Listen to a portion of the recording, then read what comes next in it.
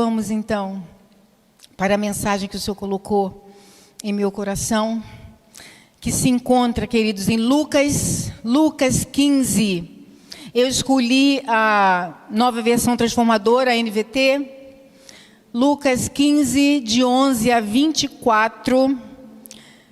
Os irmãos acessem ou acompanhem aí, que nossos queridos da mídia irão colocar, e eu quero ler para os irmãos como Deus trabalha, como o Espírito Santo age, para que tudo aconteça de acordo com a vontade do Senhor, e como o Senhor entrelaça, né, os nossos sonhos, nossos planos, as nossas orações. Então, diz assim a palavra de Deus, Lucas 15, 11 a 24. Jesus continuou: um homem tinha 2 filhos. O filho mais jovem disse ao pai: quero a minha parte da herança. E o pai dividiu seus bens entre os filhos. Alguns dias depois, o filho mais jovem arrumou suas coisas e se mudou para uma terra distante, onde desperdiçou tudo o que tinha por viver de forma desregrada. Quando o seu dinheiro acabou, uma grande fome se espalhou pela terra e ele começou a passar necessidade. Convenceu um fazendeiro da região a empregá-lo, e esse homem o mandou a seus campos para cuidar dos seus porcos.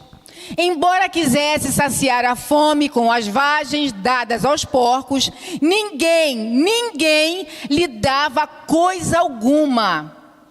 Quando finalmente caiu em si, disse: até os empregados de meu pai têm comida de sobra, e eu estou aqui morrendo de fome.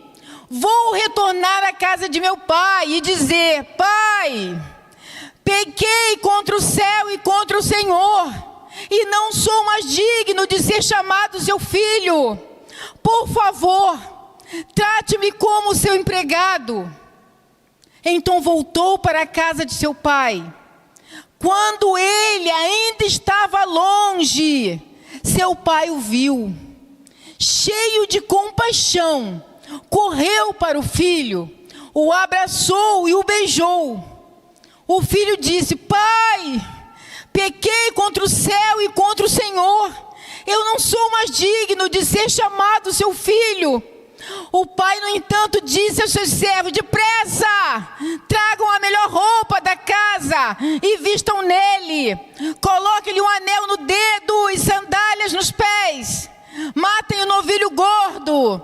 Faremos um banquete e celebraremos, pois este meu filho estava morto e voltou à vida. Estava perdido e foi achado.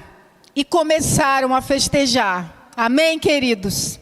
Senhor Deus, amado Pai, que a Tua palavra encontre refúgio, Senhor Deus, em nosso coração. Senhor, fale poderosamente a cada um de nós nesta noite, em nome e por amor de Jesus. Amém e amém. Queridos, o tema central dessa mensagem, onde o título é o seguinte: o caminho de volta para o Pai. Queridos, o tema central que eu quero dizer para vocês: não importa o que nós possamos ter feito, não importa o que nós deixamos no passado, não importa, o Senhor nos chama para voltar. Ele não quer saber o quão terrível foi o nosso passado, o quão difícil foi, o quão vergonhoso foi. Ele nos chama, Ele nos recebe de braços abertos. Ele só nos diz: venha, se arrependa e venha, volte. Queridos, todos nós precisamos voltar. Em algum momento da nossa vida, a gente precisa se arrepender. E eu quero que vocês pensem comigo. Todos nós conhecemos alguém que se afastou de Deus. Pensem comigo agora. Pode ter sido um filho, um amigo, um irmão. Quem é que vocês conhecem que se afastou de Deus? Ou pode ser nós mesmos. Ah, mas Jane, mas eu estou aqui na igreja. Mas será que em algum momento você não se distanciou? O seu coração não se distanciou, não se esfriou? Sabe aquela frieza espiritual? Onde você está aqui, mas a sua mente não está aqui? Onde você está sentado aqui, mas o seu coração não está aqui? Você está meio que como se fosse sonâmbulo. Você senta, levanta e vai embora e não sente o seu coração aquecer, o Espírito Santo falar ao seu coração. Nós vamos falar sobre isso. E a parábola do filho pródigo, queridos, é uma das mais conhecidas. É uma das mais conhecidas. E é interessante que quando a gente pensa na parábola do filho pródigo, a gente pensa no filho pródigo. Só que não é somente. Existem 3 personagens dentro dessa parábola. Uma é o filho rebelde. Ok? Que nós vamos falar sobre ele. O outro é o pai amoroso. E o outro é o Deus que restaura. E nessa noite nós vamos falar sobre isso, sobre o caminho de volta para o Pai. No versículo 12, Pai, dá-me a parte dos bens que me cabe. O filho desejava a independência, ele queria viver segundo a sua própria vontade. E se a gente parar para pensar, esse sempre foi o maior problema da humanidade. Desde o Jardim do Éden. O que a Eva fez? Ela ouviu o que Deus disse para ela. Você pode experimentar de tudo que há nesse jardim. Só não experimente do fruto desta árvore. Ela experimentou de todos os frutos, mas ela também quis experimentar dessa árvore. E assim somos nós. Nós também somos cheios de si. Eu não sei, eu posso. Eu quero experimentar. Aí tem aquela frase infeliz. Meu corpo, minhas regras. Né? Tem outra frase infeliz também. Faça o que te faz feliz. Né? Não tem essa frase também? Faz o que te faz feliz. O pecado sempre começa quando colocamos nossa vontade acima da vontade do Senhor. É exatamente quando a gente coloca o eu. Eu quero. Eu sinto. O importante é o que eu vejo, é o que eu sinto, é o que eu quero. Aí eu me reporto, quando eu era adolescente, né? A minha mãe, quando me aconselhava muito, ela falava assim, ah, mãe, nada a ver. Lembra essa frase? A gente dizia muito, nada a ver, mãe. Ai, mãe, que exagero. E a gente acha que a mãe está exagerando muito, que os pais são muito cafona. E aquela coisa, e o pai tentando cercar de cuidado, de carinho, tal, cuidado com isso. E a gente, não, eu sei o que eu estou fazendo. E a gente cheio de si, e a gente vai crescendo, é juventude, e a gente é cheio, não, eu entendo, e a gente começa a trabalhar, e você está, não, eu sei o que eu estou fazendo, entra na faculdade, não, aí que eu sei mesmo, eu estou na faculdade, eu sei o que eu quero, eu sei o que é melhor para mim, e a gente vai se enchendo de si, e quanto mais nós nos enchemos de nós mesmos, mais nós nos distanciamos do Senhor. Exatamente assim que o filho pródigo fez. O jovem saiu da casa, gastou tudo, ele perdeu tudo e ficou sozinho. Queridos, é interessante exatamente o que o mundo faz. O mundo, ele convida, ele faz o convite para quem está aqui na igreja, ele faz o convite para os nossos filhos, ele faz o convite para a família, vem. Aqui no mundo a gente não tem regra, você faz o que você quiser. Não tem ninguém falando no teu ouvido, ninguém ditando nada para você. E a primeira coisa que a gente entende, gente, a melhor coisa que tem. Ser crente é ser, tem uma palavra que eles gostam muito de dizer, nós somos, como é que é? Tem uma palavra que eles gostam muito de dizer que o crente é alienado. Um crente alienado, nada a ver, aquela coisinha, tudo que bota na cabeça dele faz. E aí você pensa, não, no mundo eu tenho liberdade de fazer o que eu quero. E é isso que o mundo te diz. E a gente vai para o mundo. E aí a gente faz o que a gente quer no mundo, a gente escolhe o que vai fazer, a gente escolhe o que vai experimentar. Só que quando nós nos tornamos escravos do que nós experimentamos, o mundo faz isso aqui, ó. Ele cria um vazio e te deixa ali. O primeiro escorregão que você dá, você fica, porque o mundo não te dá mão para você levantar. Não, caiu, fica. E segue o baile e você fica. E o papel da igreja? O mundo deixa ali e a igreja dá a mão. Vem cá. Amém, queridos? Esse é o nosso papel. É dessa maneira. O pecado oferece liberdade, mas produz escravidão.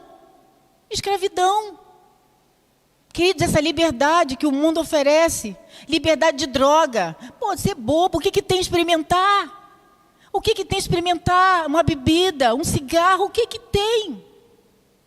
E aí começa a experimentar, porque eu posso experimentar, eu tenho liberdade para isso. E a liberdade termina com você escravo. Termina exatamente com escravidão. As características desse caminho é o seguinte: parece agradável no começo, só parece. Dá uma falsa sensação de liberdade, e é falsa. Afasta da comunhão. Primeira coisa que acontece. Está muito bacana lá fora. Aí começa, sabe como é que é? Aquelas amizades. Primeira coisa que acontece, gente, é muitos amigos. Todo mundo, pô, valeu, vem cá. Muitos amigos. E eu não estou dizendo só jovem não, tá, gente? Várias idades. A amizade lá fora tem muito. Para nos convidar para olhar para fora tem muita gente. E é muitos amigos para te chamar, vamos lá, vamos embora. É muitos amigos. Afasta da comunhão. Aí começa o caminho. Começa o declínio. Rouba a paz. Aí aquela paz que a Bíblia diz que excede o entendimento, já era. Rouba a paz. E produz o vazio. Aquele vazio quando você volta para casa. Aquele vazio quando a gente bota a cabeça no travesseiro. É esse vazio. Muitos hoje vivem exatamente assim. Possuem bens, possuem prazer, mas perderam a presença de Deus. E queridos, nenhuma conquista substitui a presença de Deus. Nenhuma. O maior prejuízo não é perder dinheiro, é perder a comunhão. Nós temos visto agora, na Copa, quantos jogadores cristãos, quantos? Nós temos visto, qual é, o pastor Dinê sabe, eu não sei exatamente, é Curaçao, aquele time, todos cristãos, eles perderam, eles louvando a Deus, cultuando a Deus, queridos, vocês imaginaram o mundo inteiro vendo eles adorarem, o impacto que é isso para o mundo, o impacto. É isso, querido, não é dinheiro, a gente não está falando de dinheiro. A gente está falando de valores eternos, valores inegociáveis, que o mundo não conhece. Mas nós estamos tendo oportunidade, através da Copa, de mostrar ao povo que não conhece valores inegociáveis. O que é uma Copa, gente? Eles não estão nem aí. Eles estão falando do amor de Deus. E quantos cristãos estão indo participar? Quantos jogadores cristãos que estão lá professando a fé, fazendo gestos, agradecendo a Deus? Glória a Deus por isso, queridos. Louvado seja Deus. Queridos, chega um momento também, e aí chega aquele momento, exatamente como o filho pródigo no versículo 17. E glória a Deus por isso, queridos. Caindo, porém, em si. No versículo 17. Quando finalmente caiu em si. Queridos, que maravilha. Glória a Deus quando nós caímos em si. Glória a Deus quando nós nos arrependemos. Glória a Deus. Glória a Deus quando bate aquela dor no peito. Eu falei, por que eu fiz isso? Por que eu escolhi esse caminho? Glória a Deus por isso. Essa é uma das frases mais importantes da parábola. O arrependimento começa quando reconhecemos a nossa condição. Que caminho é esse que eu estou seguindo? Você imagina você estar no meio de muitos amigos. Tem vários casos que aparecem em jornais. Várias meninas jovens que saem com muitos amigos. Acontece um problema, uma dificuldade, todos os amigos vão embora. Eu já tive relatos no Celebrando a Recuperação de mães dizendo: as filhas saem com os amigos, com as amizades, acontecem problemas nas madrugadas, não fica um amigo. E a filha e o filho ligam para quem? Para os pais. E são os pais que vão lá, glória a Deus por isso, porque não fica um amigo, querido. Não fica um amigo. E vem a pergunta: o que eu estou fazendo da minha vida? O filho, ele percebeu 3 coisas. Ele reconheceu sua miséria. E ele disse assim: estou morrendo de fome. E ele lembrou de quem? Ele lembrou do pai. Meu pai, os empregados do meu pai comem com fartura. E eu estou morrendo de fome aqui. Queridos, o pecado nunca entrega o que promete. Nunca. Nunca. E louvado seja Deus, eu lembrei aquelas propagandas de cigarro, vocês lembram? Glória a Deus, foi proibido, né? Mas a gente lembra as propagandas de cigarro? Aqueles homens montados em cavalos, né? Aqueles homens cavalgando. Aí tinha também, eu acho que tinha praticando esporte, aquela coisa toda. E os bastidores eram pessoas morrendo com tuberculose, câncer e tantas outras coisas. Até que com muito tempo aconteceu a proibição. Não pode mais haver propaganda de algo que mata. E mata de maneira terrível. E é isso. Exatamente isso. O pecado nunca vai entregar o que promete. Ele sempre vai se apresentar de uma forma atraente. Promete liberdade, promete felicidade, prazer, realização e autonomia. Gente, a gente vê as propagandas. É sempre pessoas muito bem sucedidas. Sempre pessoas muito descoladas, experimentando de todos os prazeres.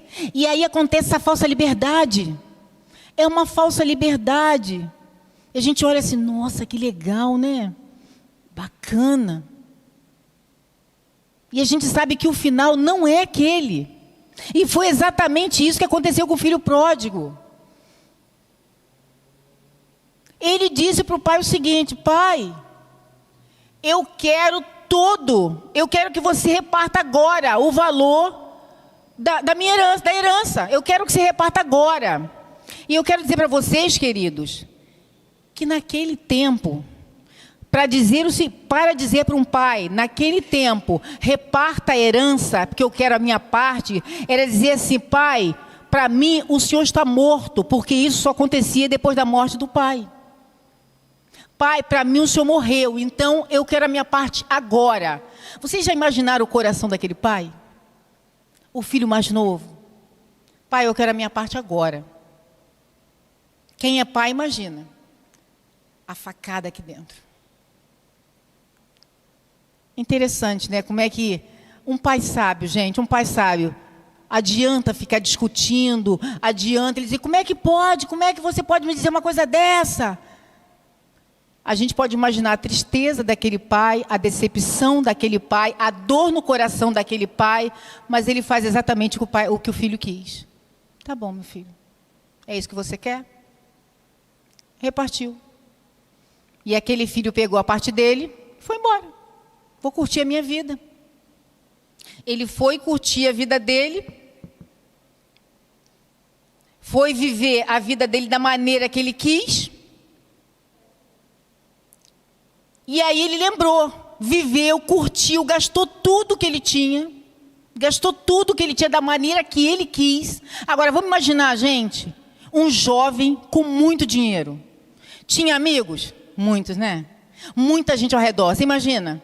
Onde ele ia, aquela multidão ia atrás, até acabar o dinheiro. Acabou o dinheiro, acabou tudo. Ele estava sozinho, sem ter o que comer, sujo, maltrapilho.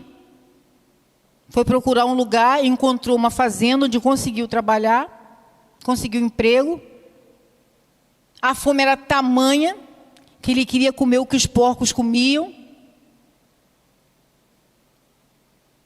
mas não podia comer. E ele lembrou que na fazenda do pai, os criados, os empregados eram tratados de uma maneira maravilhosa.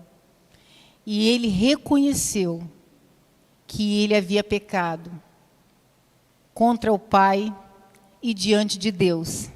E ele decide voltar. E aí ele lembrou da bondade do pai. Na casa do meu pai sempre houve abundância.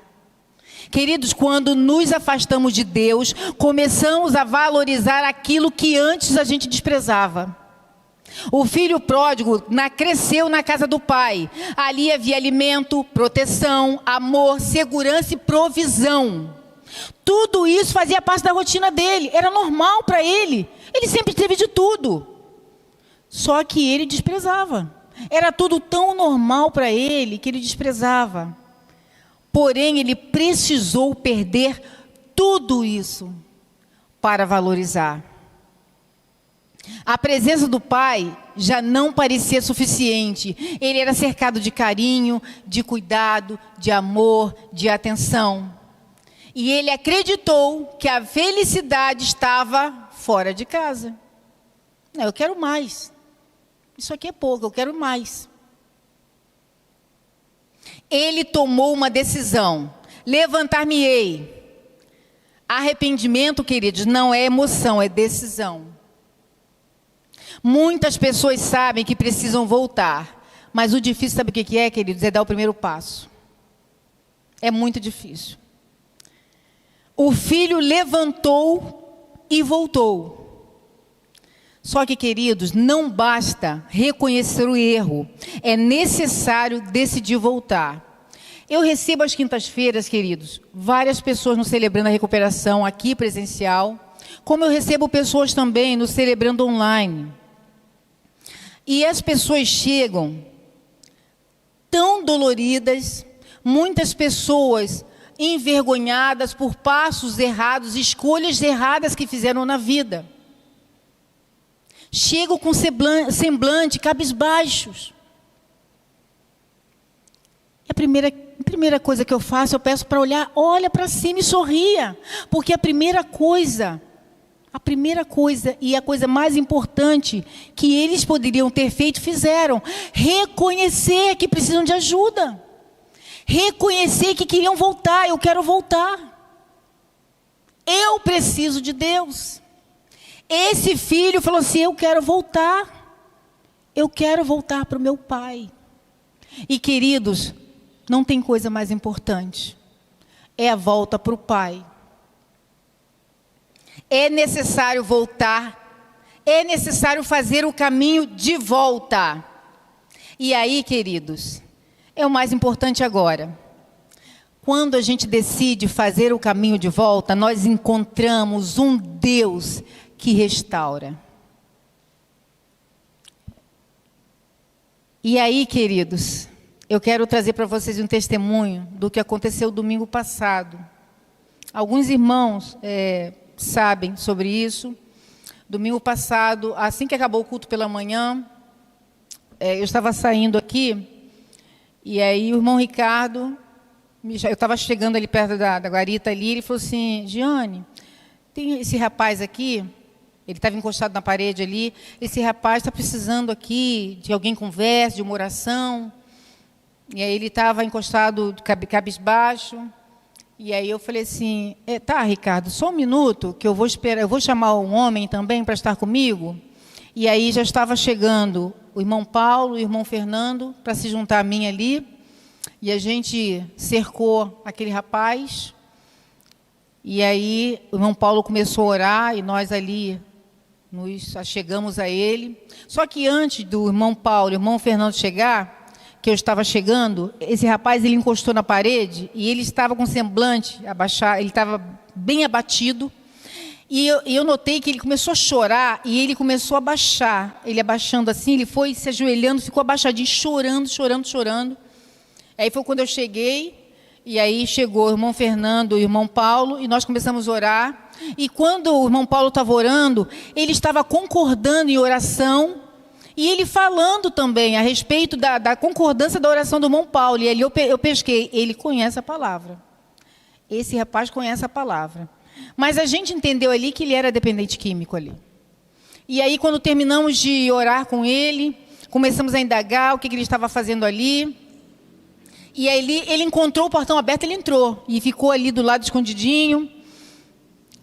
E aí ele disse que... Aí perguntamos se ele estava com fome, fomos providenciar comida para ele. E ele queria trocar roupa, ele estava com a roupa suja, providenciamos roupa também. E aí... eu pedi para meu esposo me ajudar também. Meu esposo ficou ali com ele enquanto ele comia. E aí começamos a conversar com ele. No final, o irmão Fernando falou sobre o local de recuperação, se ele gostaria e tal. E ele queria realmente. Ele falou que teve um livramento. Ele veio do bairro Palmeira. Ele teve um livramento ali. E ele disse que ele queria realmente mudar, se recuperar. E aí foi passando a hora, e ele disse que a família dele morava mais ali para cima, acima de Alcântara. E como eu falei para vocês, a gente não gosta de dar dinheiro, a gente quer levar a pessoa até o local. E aí, o irmão Fernando precisava ir, o irmão Paulo também, ficou eu e Moze com ele ali. E aí eu falei, Moze, vamos levar ele. E aí eu comecei a ver onde era melhor. E o irmão Ricardo falou assim, Giane, se ele teve livramento aqui, ele vai ser procurado por aqui. Então, não é bom que vocês fiquem por aqui com ele, esperando condução. Aí eu falei, então, eu já sei o que eu vou fazer. Moze, nós vamos para Alcântara com ele. Lá, vai ficar longe de tudo isso aqui. Aí, eu falei para ele, nós vamos te levar para Alcântara. Consegui o telefone da mãe dele, ele me deu. Consegui falar com a mãe. Ele falou assim, minha mãe é missionária, eu quero ficar lá com ela até vocês conseguirem me internar. Consegui falar com a mãe, eu falei, eu sou Giane, da Igreja Batista Fonseca, você tem um filho chamado Gabriel? Tenho, sim, da Gabriel. Eu falei, ele está aqui comigo, ele pode ir para a sua casa, nós queremos trabalhar. Não, pode sim, tal. Aí ela falou assim, só não dê dinheiro para ele. Não dê, porque senão ele vai gastar. Eu falei, pode deixar, eu não vou dar dinheiro, não. Aí deixei tudo certinho, colocamos ele no carro e fomos. Aí, dentro do carro, começamos a conversar. E ele falou assim, olha, eu estou jurado de morte. Daqui, ali, tudo que ia lugar em Niterói estava jurado de morte. Ele não podia voltar. Eu falei, Gabriel, você sabe que o Senhor tem te livrado até agora? Ele chorando, tenho. Eu falei, você sabe que se você não mudar e não se posicionar, você sabe que isso vai acabar? Eu tenho certeza disso. Eu falei, então você sabe que só depende de você. E você sabe que você só não morreu lá porque sua mãe missionária provavelmente estava orando por você? Eu sei disso. Eu falei, então tá, era isso que eu queria saber. Fomos embora com ele, chegamos em Alcântara, levamos ele até pertinho da van, chegou ali, parecia uma criança, ele desceu, apertou a mão da gente, conversou, e a gente dentro do carro, ficamos parados, ele indo, tchau, eu falei, tal. Aí foi andando para pegar a van, pegou a van, fomos embora. Queridos, eu fiquei orando pelo Gabriel. Aí, quando foi de noite, cheguei aqui, eu mandando, o irmão Fernando mandando, e a mãe dizendo, ele chegou aqui, já tomou banho, já se cuidou. Mas, queridos, eu posso até finalizar sobre isso, porque, infelizmente, nós tivemos a notícia da mãe dele que ele tomou banho, ela cuidou dele, mas ele saiu, ele não voltou. E eu continuo orando pelo Gabriel, eu queria que vocês orassem pelo Gabriel. Continuo orando porque o Senhor está me incomodando para continuar orando.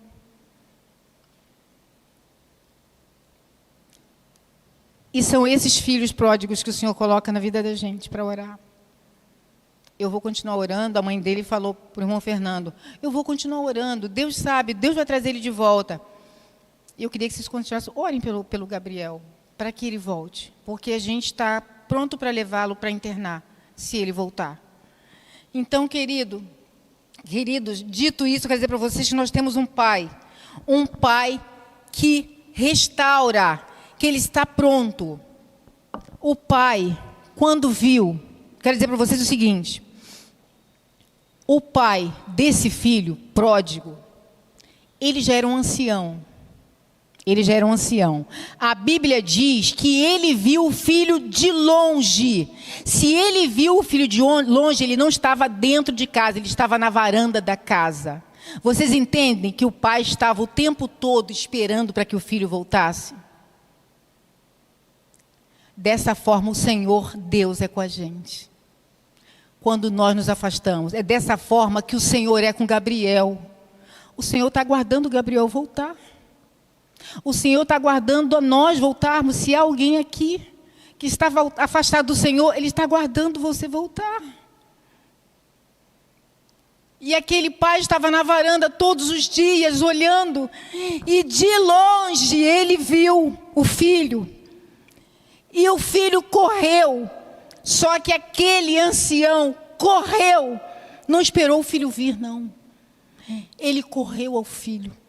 Ele saiu correndo para encontrar o filho. E o filho já tinha ensaiado as palavras. O filho já tinha ensaiado as palavras, quer dizer, pai, pequei contra o céu e perante ti, não sou digno. Não sou digno. Aqui, deixa eu pegar aqui esse versículo. Aqui. Pai, pequei contra o céu e contra o Senhor, e não sou mais digno de ser chamado seu filho. Por favor, trate-me como seu empregado. E isso foi o que o filho ensaiou. Porém, quando o filho apareceu lá, e o pai ancião correu para encontrá-lo, ele só conseguiu dizer assim: pai, pequei contra o céu e contra o Senhor, e não sou mais digno de ser chamado seu filho. Ele não pôde dizer mais nada. Ele não pôde dizer mais nada, porque o pai já gritou assim: depressa, tragam a melhor roupa, tragam a melhor, matem o melhor animal, tragam o anel, tragam o calçado, vamos celebrar. O pai não deixou ele completar, querido, de tamanha alegria daquele pai, porque o filho que havia morrido reviveu, voltou. O filho que havia ido embora retornou. Queridos, e é dessa forma o Senhor Deus conosco. Quando a gente escolhe viver por nossa própria conta, quando eu escolho fazer as coisas da minha própria maneira, eu faço o que eu quero, porque o Senhor me dá livre-arbítrio. Ele não vai dizer: Giane, não faz, porque você vai se machucar. Giane, não faz, porque esse caminho vai te levar à morte. Ele vai deixar. Só que quando eu me arrependo, quando eu vejo: Senhor, o que eu estou fazendo aqui? Senhor, os meus amigos me abandonaram. Senhor, eu estou doente, eu não tenho mais nada. Aí o meu pai veio ao meu encontro e diz assim: Giane, não importa o que você fez, não importa as escolhas que você fez, só volta. E o Senhor, Ele não diz assim: Giane, como você errou assim, assim, assado, você fez tantas coisas deploráveis e terríveis, abençoarei você até certo ponto. Tem coisas na sua vida que não tem como você receber, eu vou dar para aqueles que nunca se afastaram. Isso não existe, queridos. O Senhor vai nos abençoar de igual maneira, da mesma maneira daquela pessoa que nunca se afastou. Ele vai nos abençoar de igual forma. Esse é o amor de Deus. É dessa forma que Ele age. Então não tem porquê. Não tem porquê a gente dar ouvido ao diabo. Porque o diabo, o que ele faz? Ele nos induz. Ele faz com que nós nos desviemos do caminho.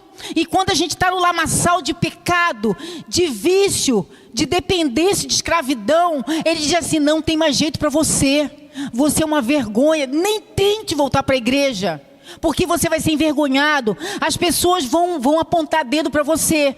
Gente, eu recebo pessoas que dizem assim: Giane, eu tenho medo de ser rotulado por causa do meu passado. Tudo mentira do diabo. Tudo mentira do diabo. Quem fala isso é o diabo. Porque Deus, quando você está chegando, Ele te dá uma nova veste, Ele te dá um anel, Ele te dá um novo calçado, Ele te dá uma nova vida. E Ele diz, eu vou escrever uma nova história a seu respeito. É isso que Deus quer, queridos. Não importa o que aconteceu no nosso passado.